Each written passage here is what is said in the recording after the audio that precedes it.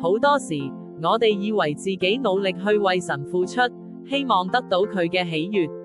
但你有冇諗過，其實神對我哋嘅愛，遠遠超乎我哋所能想象嘅回報。今日，我哋嚟到撒母耳記下第7章，睇下上帝點樣主動同大衛立下一個永遠的約。呢個約唔係大衛要求，而係神無條件嘅應許，一個永遠堅立嘅家同國度，超越時間同死亡嘅限制。正如聖經所講，你的家和你的國必在我面前永遠堅立。撒母耳記下7章16節。呢個唔單止係對大衛嘅應許，更係對我哋每個人嘅宣告。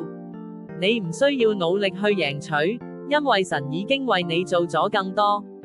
佢想俾你嘅係一份永恆不變、無條件嘅愛同安全感。